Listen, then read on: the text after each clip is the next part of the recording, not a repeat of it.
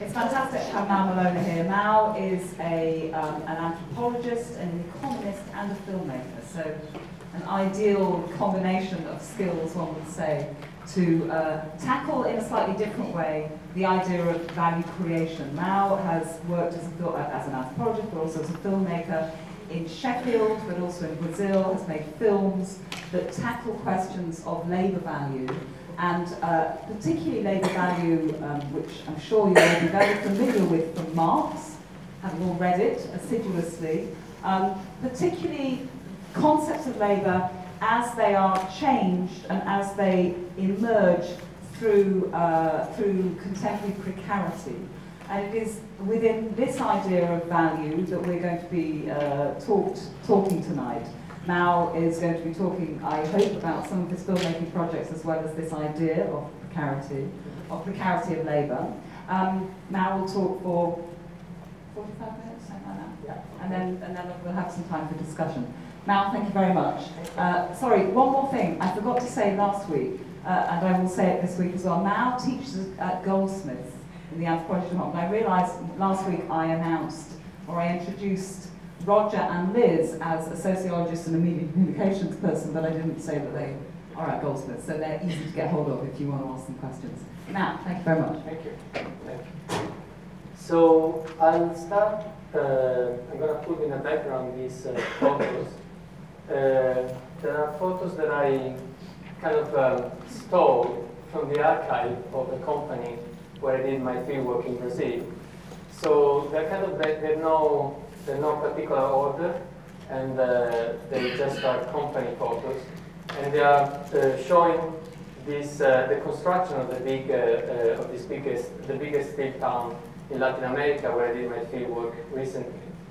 I guess the reason why I'm showing them is because as an anthropologist I tend to always use images and film, so to set up film processes in order to deconstruct or to rethink my own conclusion as an anthropologist. So I've been working for some time on labor and on work in different parts of the world. My first work was in Sheffield, just after the effects of the Thatcher privatization started to be evident in the city.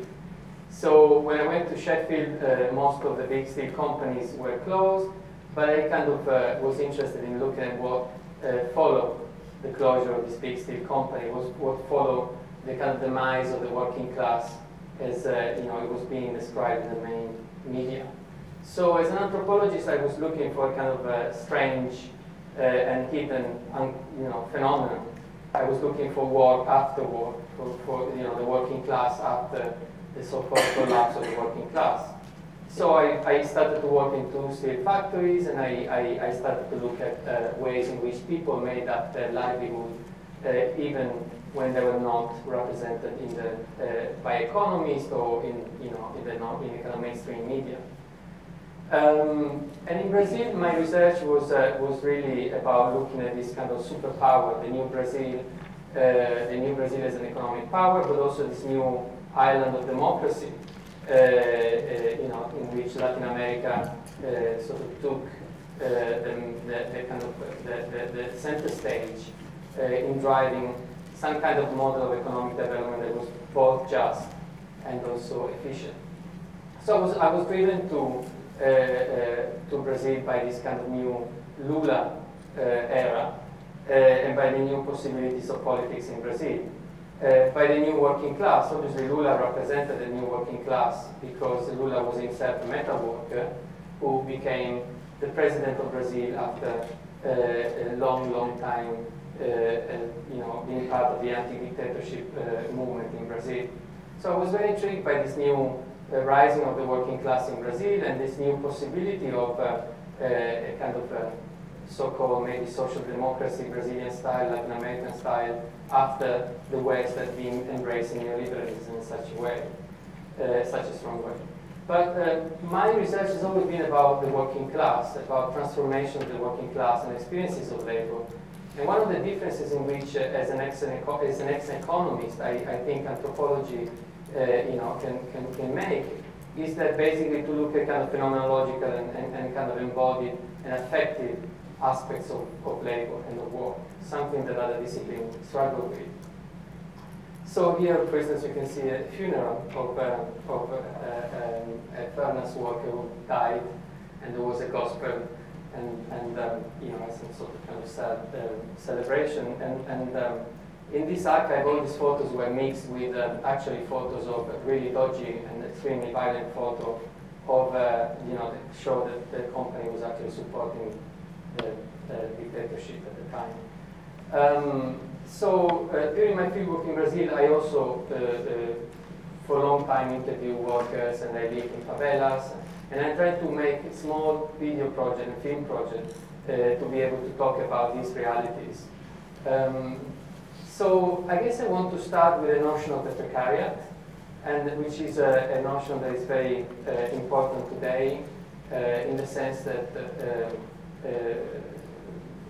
sort of political analysts tend to talk about the precariat as a new global class that has taken over the working class. The most eminent version of this theory is the one discussed by Guy Standing in his latest book, The Precariat. And basically, the issue is that here the argument is that the old working class, as we used to imagine it, the working class with a stable job, with pensions, with rights, has disappeared and has been taken over by this class of precarious worker in different kind of industries. So, intellectual workers, maids, but even the old factory workers have become precarious. So precariousness, precarity is the condition that everybody goes through. And Guy Standing talks about a very dangerous political moment associated with the rise of the precariat. Because the precariat is angry, the precariat is without job, the precariat is without an occupational identity, without solidarity. It's basically a class without future. And this is something that came out very strongly in the latest waves of urban struggles, urban mobilization around the world. From Tahrir Square to Istanbul to Rio, there's been a wave of riots that are associated with a class that is not really easy to identify. And I guess I start with my experience of the riots in Rio de Janeiro, where I was doing the last part of my fieldwork, which really started as a movement of a kind of student movement, as you know probably. It was a movement to ensure free transport for everybody. And then slowly, with time, and due to the heavy repression by the police, snowballed into a moment of serious, nearly revolution, people call it. And so it was a slow moment, it's kind of a slow succession of events that started to first involve students, sometimes close to the anarchic, sort of the ex-Occupy movement, the No Global, the alter globalization movement. So it started from a kind of middle class student and spread very, very fast to people who were out of work and to people who came from the favelas.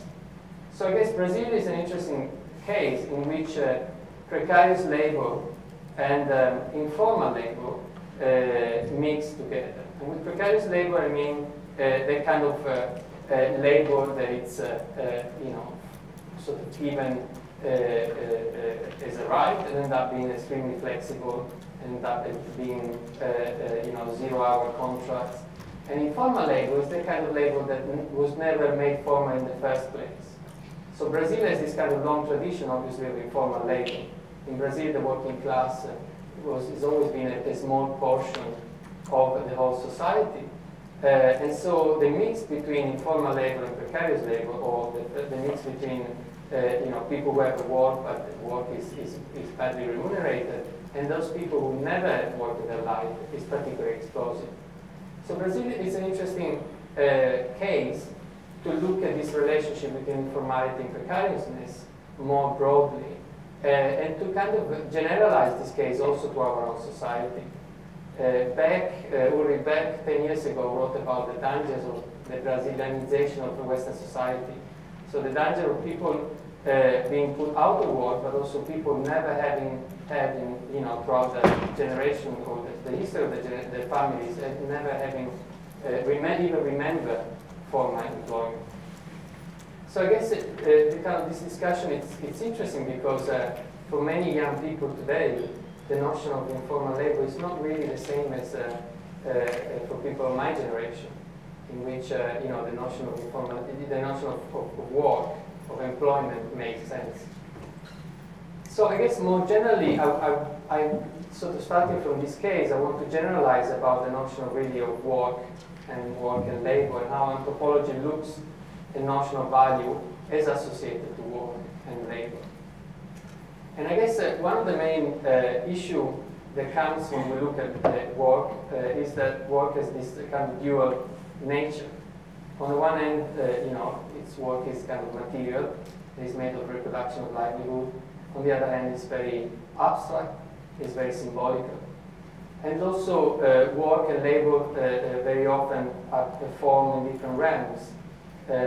What we call work is really very often public, performed by men, performed by sort of some kind of public skill, and the labor that we call, the activity that we call labor is very often associated with the domestic economy, with the invisible, and with the underground. So I guess historically associated with society, with all societies, there is a duality in terms of work and labor, and this is what Hannah Arendt calls the human condition. There is always some kind of ethical or moral quality that we give to activities that are performed in different realms and by different people. So one of the first things that anthropologists look at is the idea of relationality of labor. Labor is not an activity as such, it's an activity that gets value according to the different contexts in which it is performed and according to the different moral registers that people give to them. So, as I was saying, traditionally, the work of reproducing people, for instance, which means, childcare or means sort of religious services in this life or in the afterlife, is much more devalued than the work of reproducing objects, or reproducing wealth. So one of the first things that kind of anthropology looked at is the kind of strange way in which society associates values to different activities.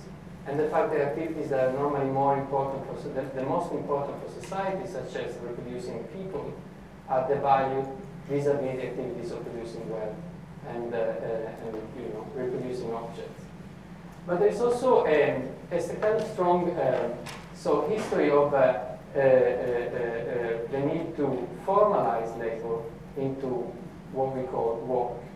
So in a way we can read the kind of the development of capitalism, as Marx rightly saw, as a slow activity of standardization and formalization of activities in the realm of, in the public realm and towards productive purposes.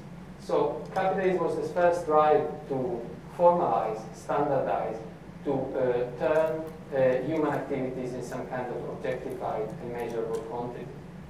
And of course, the other side of it was that the informal economy, the kind of underground economy, was made up of all those activities that didn't have any value, normally associated with sort of marginal categories.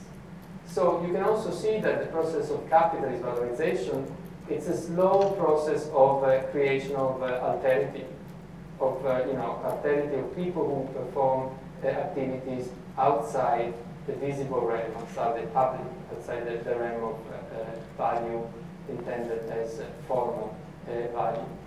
So the old factory system, that we can kind of read sort of this long development of capitalism as a slow movement of formalization and of abstraction of labor. The second quality of capitalism, I would say, is a moment of abstraction of labor from the everyday life. So, as well as formalizing, suddenly, slowly, human activities are externalized, are embodied into apparatuses of control, apparatuses of production that are external to the human body. And we can see also, Silvia Federici, other feminist reading of capitalism as a kind of a technology of the body in which knowledge, in which creativity is slowly abstracted, incorporated into abstract apparatuses. So I guess anthropology, from this point of view, looks at labor in a relational way, looks at labor in terms of this ongoing dialectics between the material and immaterial, and between different construction of personhood, because obviously notions of what is valuable and what is not valuable is also related to what kind of person you are, and what kind of color your skin is, what kind of gender you are, and so it's really relational also in terms of categories of exclusion. But I guess the other issue that it's important to bear in mind is whenever this kind of notion of formal, informal, precarious, or stable work are created, they're also relational in a geographical way, in the sense that every time we create categories of exclusion, it's also an exclusion that operates in terms of space.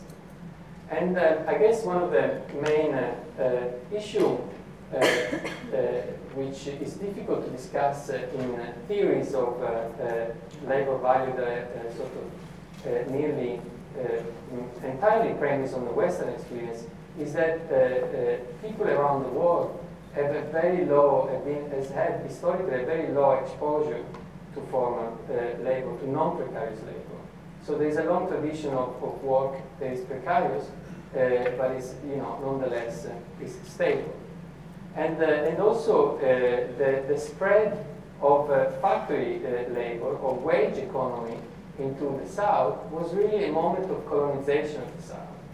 The moment in which in the 1970s, after the big shock and crisis, people started, companies in the North started to externalize production into the South to create wage work, to create industries, and to try to stabilize work and labor in the colonies. So the process of industrialization, the process of development, the process of modernization in the colonies were really a moment of stabilization of the population, in which you had this kind of floating population, and the only way to stabilize this population was to introduce wage labor. And I guess the contribution for anthropologists in the 80s and 90s have been to show that form of resistance, anti-colonial resistance, took the form of escape from wage labor, to stay in a precarious realm. There are really interesting contributions in Africa describing, this big movement of industrialization, for instance, in Cameroon or in Nigeria, and people literally escaping, wage work and employment. On the other hand, people were trapped in wage labor, were kind of worse off because all the networks of the economies that relied on informal labor were completely broken up. And so there is a big issue about informal labor and about precarious labor in the South as being a form of resistance to the kind of capitalism that we're trying to export into the colonies. And we might or might not agree with you, but there is a big kind of revival of informality, for instance, in Africa. There are people who are trying to turn, the mechanism of, for instance, stealing water from the main, water system into a business. Lagos is the biggest high-tech informal research center in the world because people make up appliances, they dodge and make pirates IT programs, and they are actually, they manage to actually develop really original software. In fact, Some companies even had their outposts in Lagos to kind of exploit this kind of informal knowledge. So there is a big issue about informality, and about also the politics of in places that remain informal and precarious. Obviously, there is also a problem with romanticizing these conditions. But so the kind of I'm trying to show how the notion of labor value and the debate about precariousness has always existed, really. I mean, when we talk about precarious labor, informal labor, we are going back to Marx's analysis of the relationship between, wage labor and the reserve army. But also, as Anna Arendt suggests, we go back also to an earlier time in which discussion of what was valuable and was not in terms of human activities was against, again in the hands of sort of power struggle. It was decided through power struggles. And I guess the next interesting moment of reflection about labor and labor value was with the so-called post-industrial wave of studies and the idea, of post-industrial labor, which came out from the sociology of the West. So that was a moment in which, as we know, the emphasis was on immaterial labor, on the creativity associated with immaterial labor, and with the possibility of escaping the kind of state of alienation that factory jobs were given, were creating. And I guess the counterpoint to that moment of post-industrial or immaterial labor was that actually that was a very material moment in which Western companies were simply externalizing material labor in other parts of the world. So there was a continuous and ongoing creation of material products, but through forms of extreme subcontracting. So Toyotism was one of these inventions in which basically the labor in the West was immaterial. Was the Nike model is a model that basically concentrates all the value activity in the West and subcontract the production of stuff in the South. So this discussion on immaterial labor was really kind of focusing on the fact that we in the North were producing only immaterial stuff. And actually, as you know, people like Zarato and sociologists of immaterial workers pointed out that immateriality didn't mean less alienation. It meant that there was a way of mixing your personal life with professional life that became particularly alienating. So it became particularly problematic when you work 24 hours a day, but you're not sure if you're working or actually enjoying, or if you're working or you're being creative.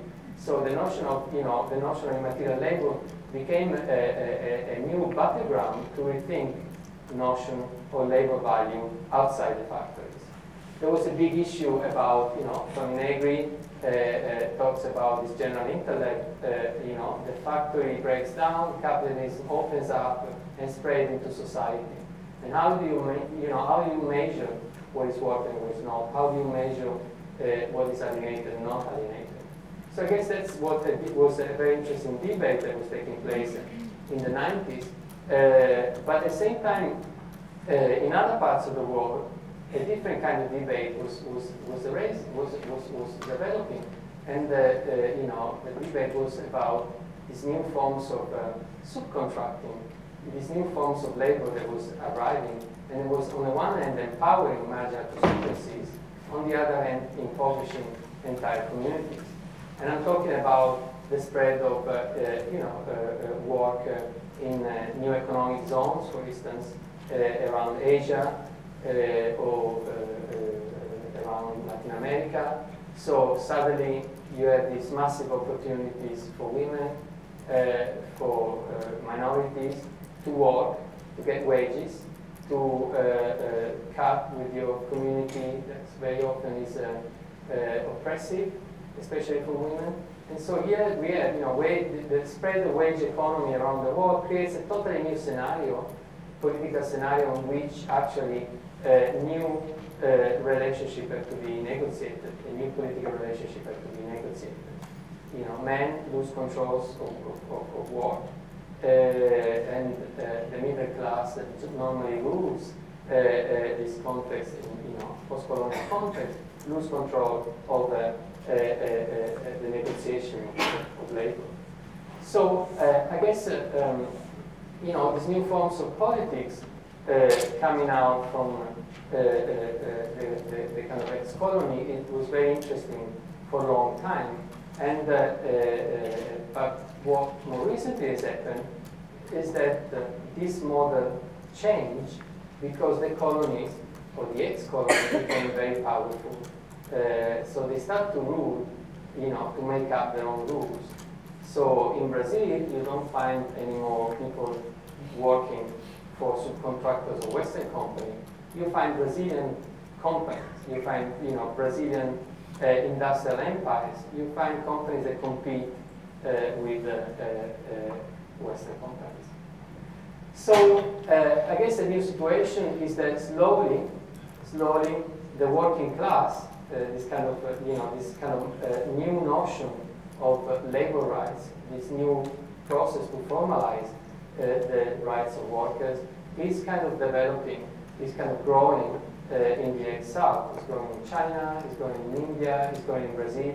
And these countries are actually finding a new political vocabulary that is very interesting, because it's not a vocabulary of the working class only, but it's a vocabulary that incorporates also this form of this political identities that are much more fluid, and it comes from the experience of being very little, historically of labor being mainly slave labor or labor that was not formalized. So to make an example, in Brazil, again, if you go back to the riots in last year, most of the people that took part in the riots were in favelas, but were also related to the ex-slave communities that were very strong in Rio and around the areas that are now being gentrified through this new, kind of mega event.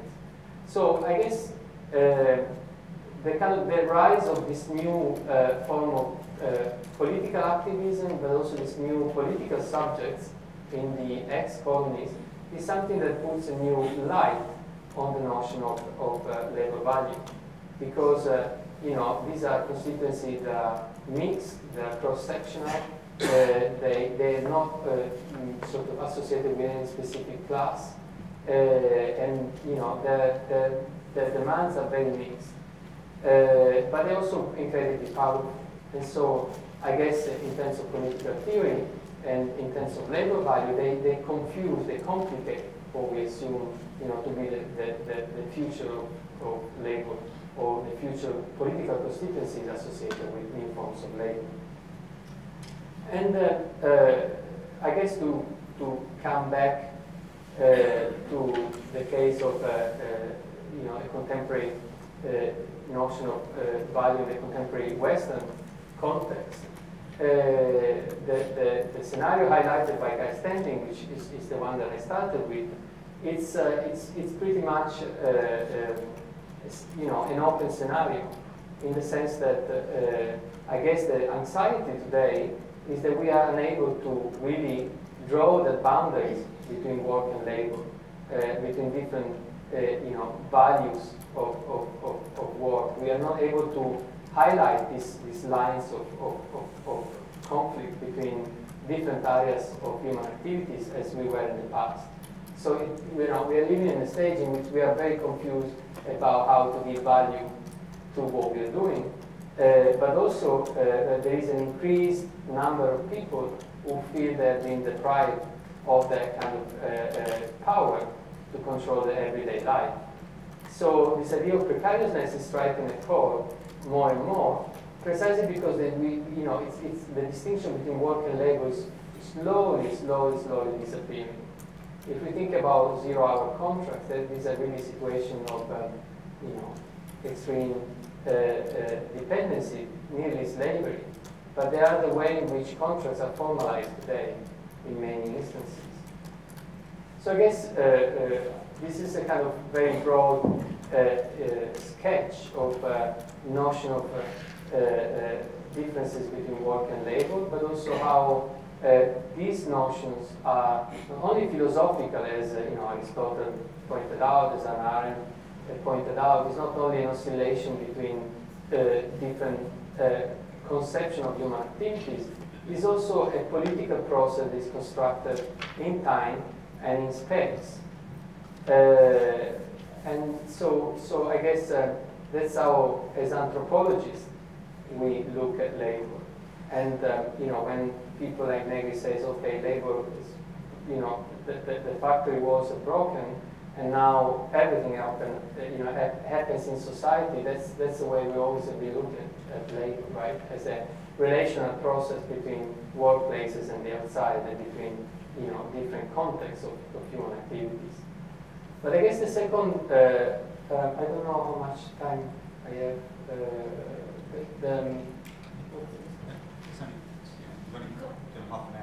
Okay. I want just to go on by maybe talking the way I see a relationship between anthropology, economics, and art, because I think that this is really, for me, a long-term kind of engagement with the issue of labor, including my own labor as an academic. So I guess the reason why I was an economist and started to think, okay, why economy is so boring? Why economics is so boring? It's boring because basically it talks about really abstract things that don't make any meaning to me. And when you talk about economic development, when you talk about economic crisis, you actually don't know what's going on. And so that's why I went to, I became an anthropologist. I wanted to test little, to make little test of how economics happen in real life for people. But I guess the second part for me was to get rid of my activity as an anthropologist or an academic and try to test my own hypothesis from a different point of view. So kind of play around a little bit with the idea of my own work, my own labor. So what academics usually do is they start to write these books that basically very few people will read, and surely they will not be read by the people by your constituencies. So you spend time in the field doing some kind of research, but also doing some kind of pedagogical job of discussing the research with people, and then suddenly you write this book. But also it's about arguments. When I talk about working class, I already make an assumption about what labor is, about what subjects we are talking about. When you talk about working class, you mainly talk about white men of a certain age. And obviously, when you talk, this is a minority of cases, but also is a perspective that is very biased and is very violent, if you want. When you talk about alienation, you are basically talking about a state in which you can't really experience if not objectify. When you talk about other people's labor, you obviously people, when you talk with workers, they can't describe what they do. They tell you, okay, film me, there's no word that express labor, including the emotional, the experiential aspect of it. So I guess for me, filming was a way of setting up these kind of collaborative processes in which my own intervention, my own ideas were kind of challenged, but also people were given the chance to talk through their own point of view. And I guess, for instance, filming collectively was what I started to do in Sheffield. In Sheffield, there was this shop floor where I started to do field work, where I ended up working for 1 year and a half. And at the end, I realized that nearly all of the workers had a different idea of what value was, what labor was for them. And none of them could agree on the value of labor, overall, or what really made a difference, for instance, in terms of money, profit, or skills, knowledge. And so for me, filming was really a moment in which they would relate to the technical system, to the material activity of doing something, through some kind of reflection, through some kind of narrative. There was not my own narrative, but was their narrative. And so there was this issue also of prefigurative politics. There was the issue of trying to sort out a language and a direction, both for me as an academic, but also for them politically. There was a new language. It was not a language of the sociologists who say, you know, we need less alienation, or the utopian academic who say we need revolution, so we need to avoid. You know, it was really a language that was in between. And I guess my job in Brazil was slightly different, because in Brazil, after being, I mean, this is a steel town that is 25 square kilometers big. It's like a massive monster. And the city is totally built into the spaces left open by the steel company. Literally everywhere you see smoke and you see bits of machines. And this was built during dictatorship in the 1940s. It was the factory that made Brazil independent, obviously independent from the economy, you know, of the coffee economy, but dependent on American money and technology.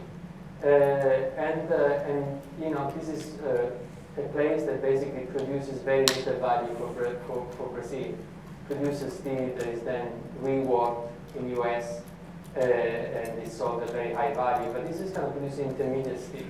And it kind of produces an amount of pollution you can even imagine. But people, you know, I was very, by the way, there's a photo of Hitler in the archive that, you know, led me to discover things that were really creepy.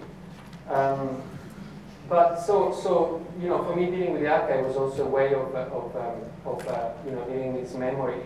That was unspoken by some of my informants. In fact, I've been doing a job with photos with some people in Rotterdam. But the main way in which I wanted to approach this issue was that basically in this steel town, everybody kind of agrees that steel work is okay, you know, that they shouldn't close the plant, and this is the only thing that makes them survive. But at the same time, there are places like, you know, in kind of favelas where I've been kind of doing research, in which it is clear that people are really experiencing extreme violence, you know, and poor health, because favelas are normally close to the most polluting places of the factories. So while I was there, I was doing some research, some kind of different projects with people in favelas, and I realized that while I wanted to talk about you know, poverty or violence, they wanted to talk about love. They wanted to talk about stories, about fantasy stories. They were not interested in talking about my you know, the interesting topic for me as an anthropologist.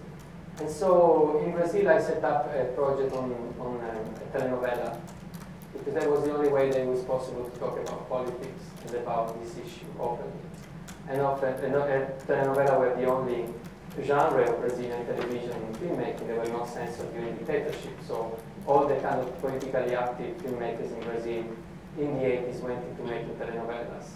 And you know, that's the only place where you could hear about politics. In a way, it's still like that in Brazil. Like, you know, I mean, I know that this sounds populist, and I've been arguing a lot with Brazilian scholars about it. But there is a long tradition of telenovela, mixed sometimes with sort of more mainstream cinema in Brazil, that it's what allows for political discussion. And so my next project was to set up a fictional you know, telenovela in the steel town, and I organized some theater workshop.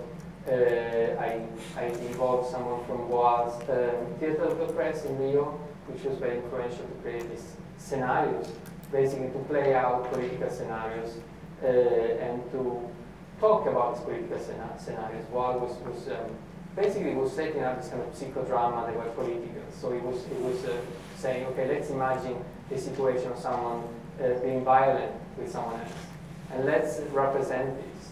And so they turned these scenarios into scenes, and then everybody could intervene on these scenes. So it was a way of visualizing sociological political issues. So I involved someone from the theater, and we generated a script that was a totally fictional script. Then we shot in the place, and it's a very surreal situation because the script is very surreal, the place is very surreal. It looks like a stage, you know, but it's, you know, the issues are very real. And so if you're interested, I'm going to show this paint written on the 30th of March, and with my collaborator, who's Dario Martin, who's been making the film.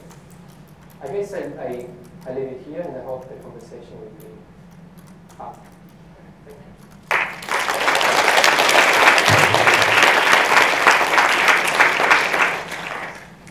Okay, let me turn the microphone on. Let me find somebody who can turn the microphone on. Do you want the same photos, or shall I? You've seen them already. Yeah.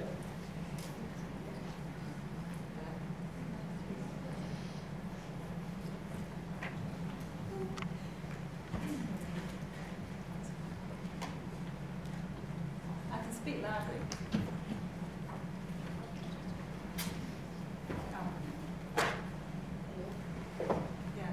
Hello.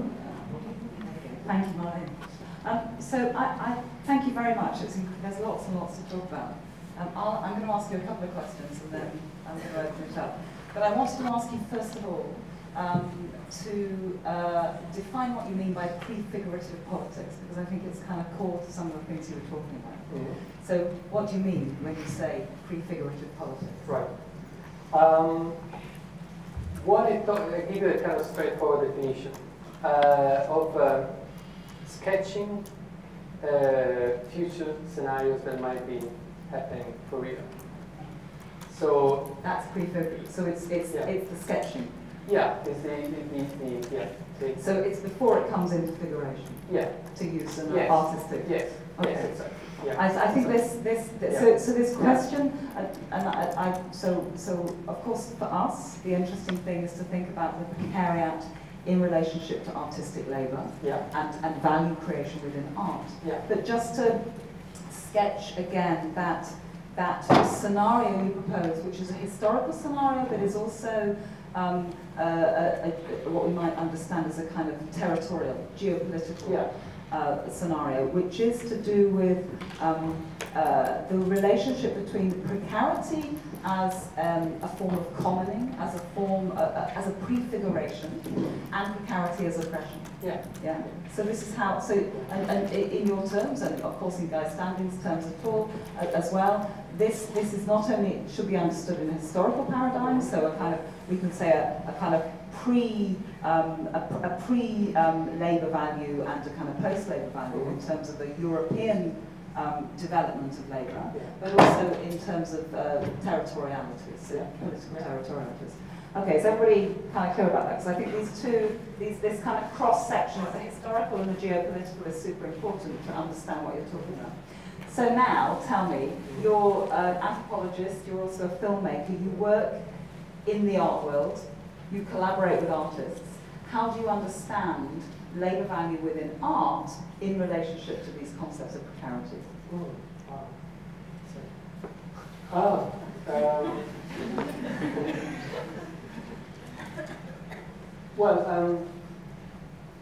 I think not being an artist, really, I am kind of quite naive and romantic about artistic labor.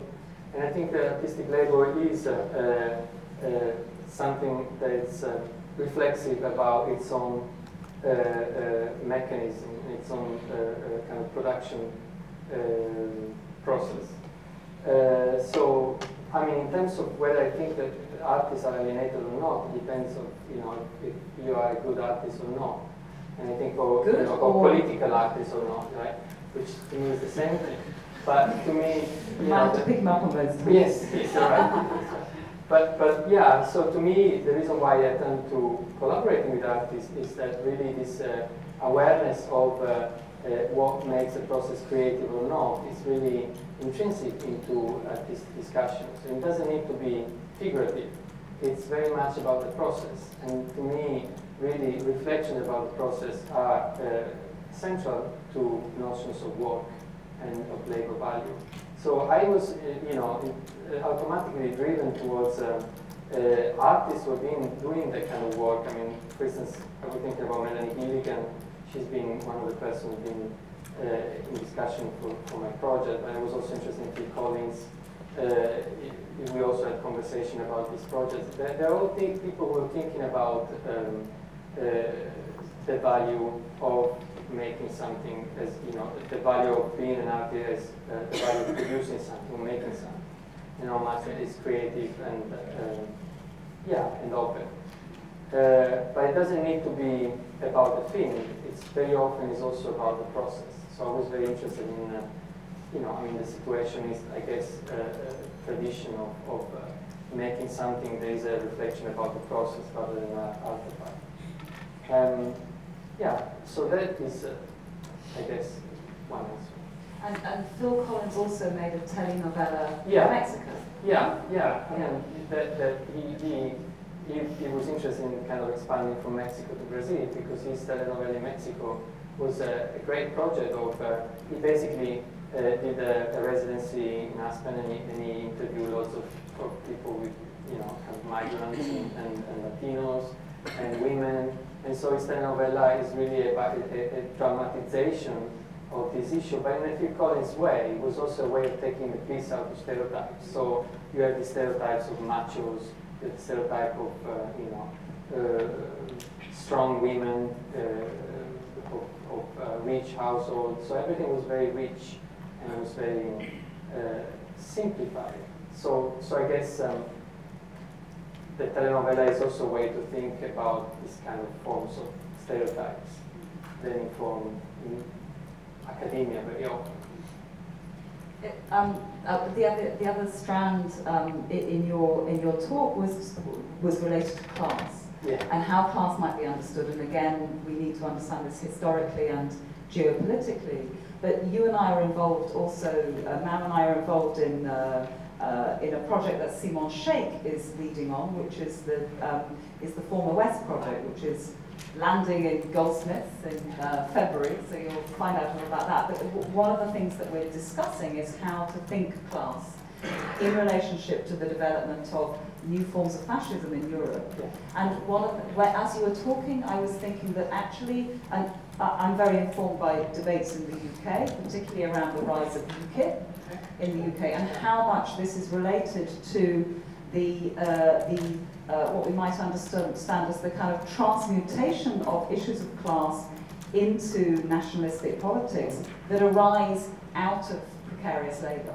And I mean, is this something that you can expand on? Yeah. I mean, this is one of the main sort of arguments of Gary Standing, which is very central, is that basically people are getting very anxious and angry about the loss of workers' rights, and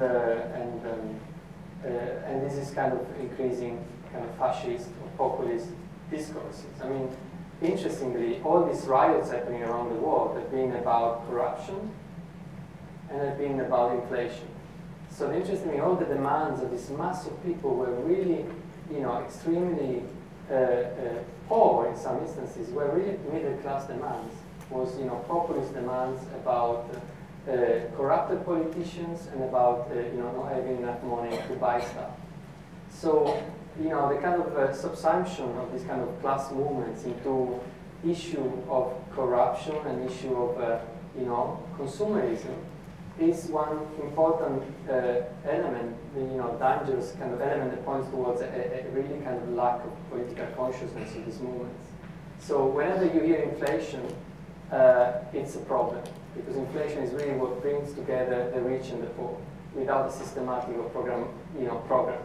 Whenever you hear inflation, it's basically either the rich is being taxated too much, or the poor, they can't afford to live. But the issue is, is repackaged in a populist way. And you can see in Italy as well, inflation, anti-immigration, all these issues that touch, work, but from a kind of utilitarian perspective are becoming very relevant. So yes, you know, the other issue is obviously nationalism, which is it's kind of highlighting more and more this kind of populist demands. I guess one of the points about emphasizing the relationality is that we really understand how, you know, this mechanism work on a global level. So whenever we have, you know, formal employment is being cut here, you know, it's being created elsewhere. And I think that the kind of global, even the global anarchist movement is good news because they bring around perspectives that are from different parts of the world. I mean, actually, the anarchists in Brazil were really mine. They were kind of supporting the teachers' union. So, you know, there's a kind of this internationalization of global movement is very positive against populism. And the concept of global solidarity. Yes, as well. exactly. Yeah. I mean, I think this issue also relates to some of the things that Roger Burrows was talking about last night in terms of the effect of the global elite buying property in London and the kind of knock-on effects. That's also a kind of situation of relationality, I think. But let's open it up to questions. Who's got a thought or an idea or an argument? Yes. Can you wait until the microphone comes to you? Thank you. I think there's an issue around artists working for free. I think this is kind of almost like a self-sabotaging strategy in some ways, that they are so prepared they're too prepared to work for free. And I think there was something going around, some email or leaflets about some way of organising this so that artists do start to get some sort of salary for their work and so on. But I think there's kind of a cultural self-sabotage, I think, amongst artists. Yeah. Yeah, I mean, this is a long. It's been debated for some time whether, you know, artists should be paid like proper workers or not. I mean, there are two sides of the issue. You know, one side is that you transform artistic work into some kind of factory job, which is the issue of you know, goes back to creativity and to pre-commodification of artistic labor. The other end of the spectrum could be to abolish work altogether, like, you know, the universal basic income scheme is a proposition to decommodify labor, all labor, rather than to commodify only specific kind of, you know, artistic labor, domestic labor. I mean, I think you're right. It's an important issue, and in a way, people have been, you know, women will be struggling for having domestic labor paid, are making the same point. Yeah. There's the organisation that's campaigning strongly in the States as Wage. But I think there is an issue with when it comes to artistic labour and non-payment for me, which is if artists want to find forms of solidarity with other workers, then they need to recognise themselves as workers that aren't necessarily any different from other ones. That would be quite a contentious thing to say. Any other questions?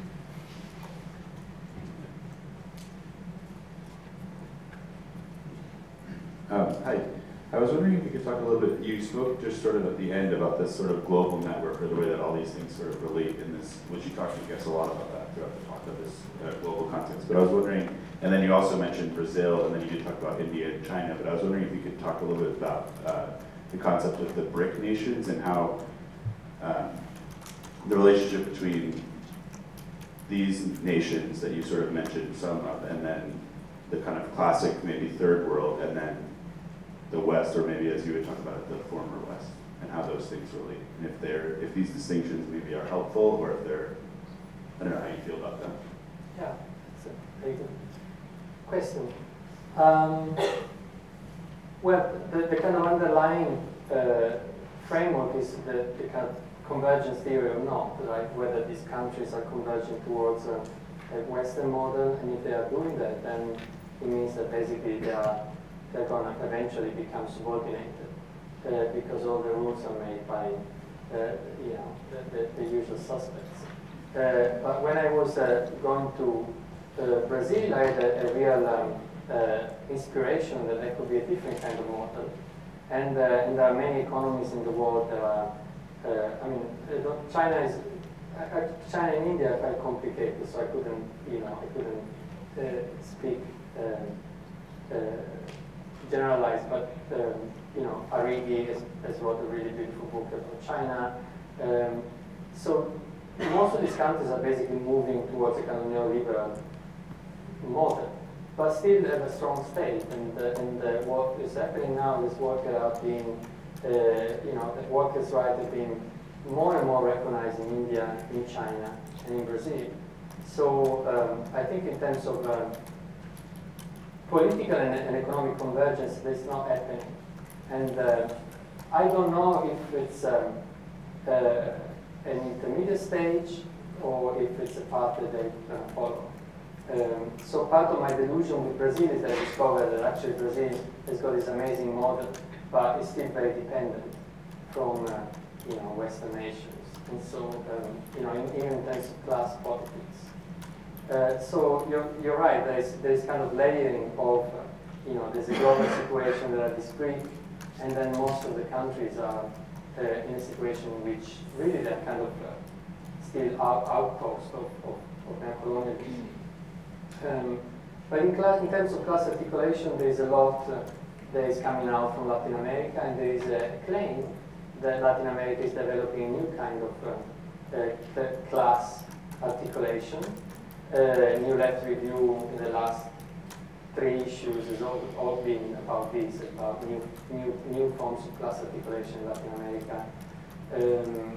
This idea of patchwork socialism, you know, the kind of idea that these different social classes come together. It's a kind of new version of Negri's multitudes. But there is a tradition in these countries of this kind of articulation. I hope I've answered. Yeah.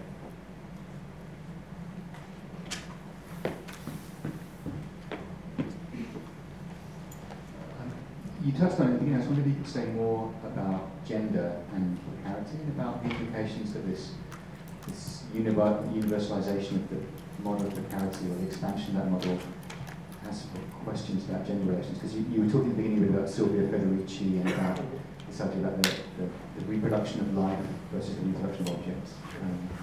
What's that doing to the political landscape in terms of question of gender? Yeah. Well, the kind of, I guess, Federici's description, historical description is very, you know, it's very powerful and it's very clear that kind of capitalism is a progressive movement of exclusions of women because of the reproductive powers that women have, and the kind of work of biopolitics of controlling the kind of reproductive powers of women. And I think that has been the case for a long time. Obviously, there's been this shift, especially after you know, this kind of patterns of subcontracting. There's been a shift towards the spread of wage labor among women in the South, and that has created quite a lot of conflict. And obviously, you know, as for artistic labor, reproductive labor is something that is kind of, in a way, it's kind of difficult to commodify, but also maybe wrong to commodify. So what do you do when you commodify the labor of reproducing people? How you proceed to do that? And what do you lose out when you do that? And so I guess there's been a very violent discussion even within feminist thinking between the need to recognize formally the importance of reproductive labor, and on the other hand to not devalue it, not to commodify it. And in fact, I think that the move to, you know, the kind of spread of maid, of this kind of affective labor today shows precisely what happened when you commodify that labor. You know, that you basically create workers who are not only more exploited, but also a kind of work that is very exploitative, in terms of affecting the labor that you put in. But in terms of, more on the political level, I guess, I think that the good news is that as women become a central part together with young people of the Precariat, they also have a major role in this kind of new informal, I guess, in these two kind of riots or these new political movements. And that was certainly the case in Bolivia, where especially women street vendors are very influential in supporting Evo Morales. So I think, yeah. I think again there are some two parallel trajectories. On the level of capitalism, women fit perfectly into the aim of maximization of profit, but in terms of what happening in real politics, this new condition is very empowering for everybody. Women are becoming, at least in this kind of Latin America, but also in some instances in India, are becoming quite central into political mobilization.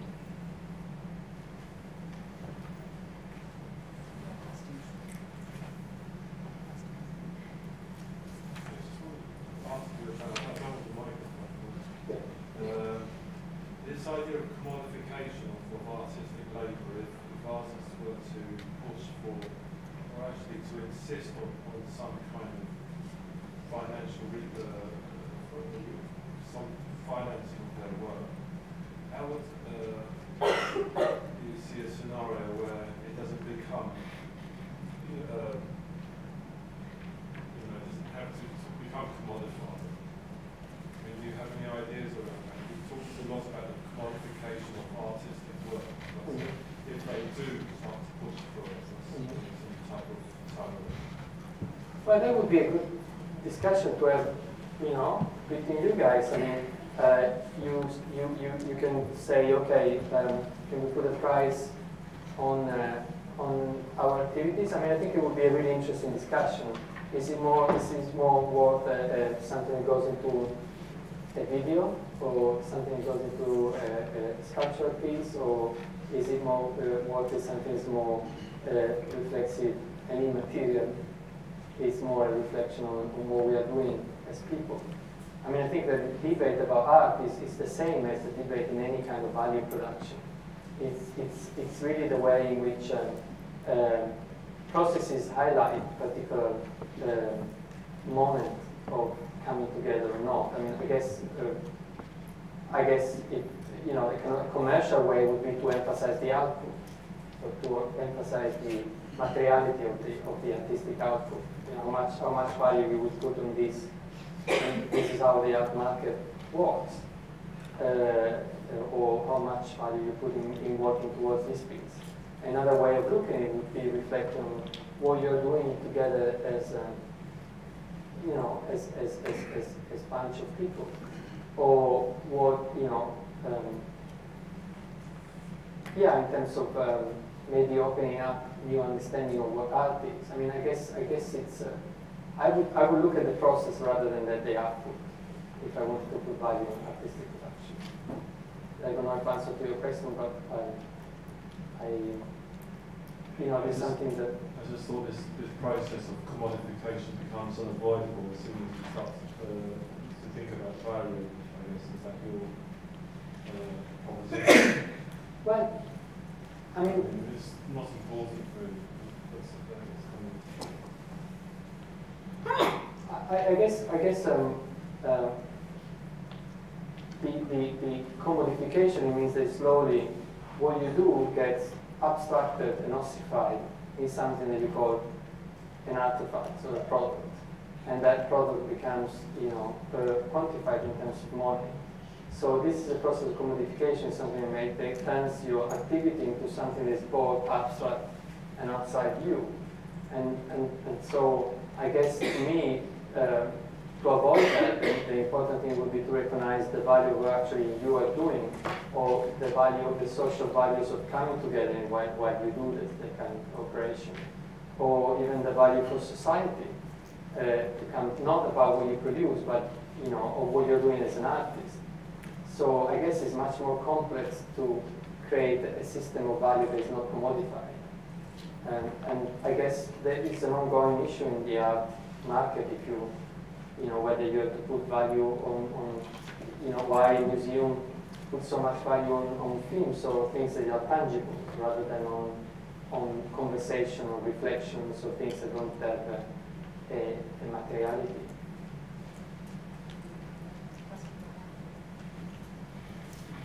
Mark, you pass it back. Okay, I think I have two questions.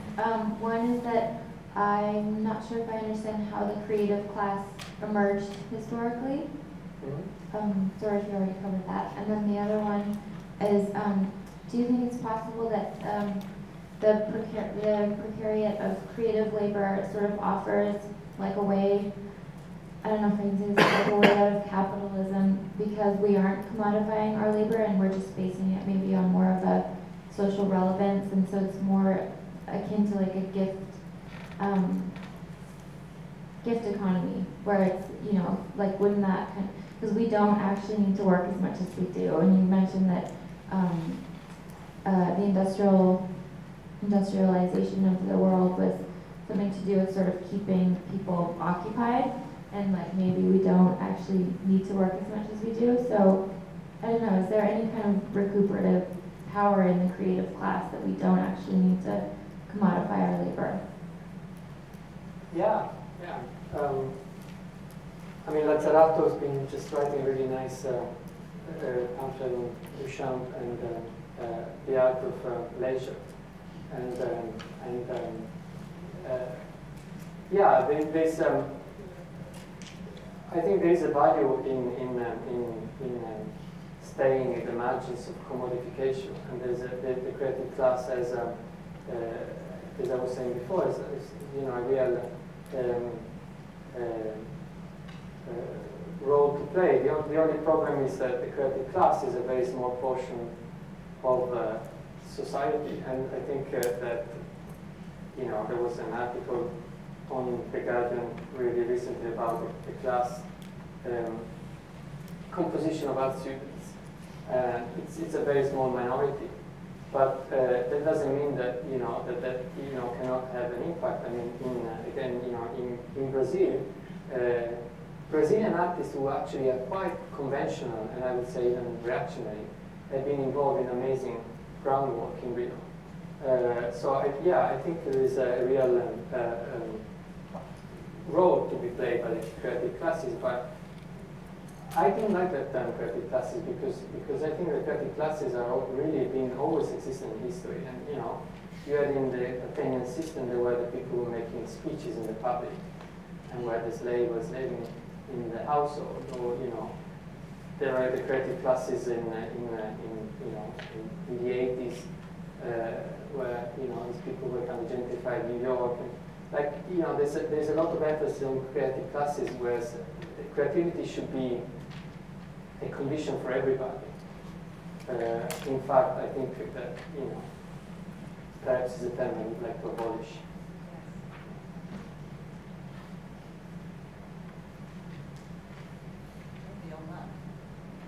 On that demand to abolish the idea of creative classes, we should do it, shouldn't we? So we're not allowed to talk about creative class anymore from now until 2025. 2025. When we might, by that point, we might have kind of reinvented it as something prefigurative. Yes. But I'd like to thank you, Mao. Is that okay? Unless there's another burning question that I haven't seen? No.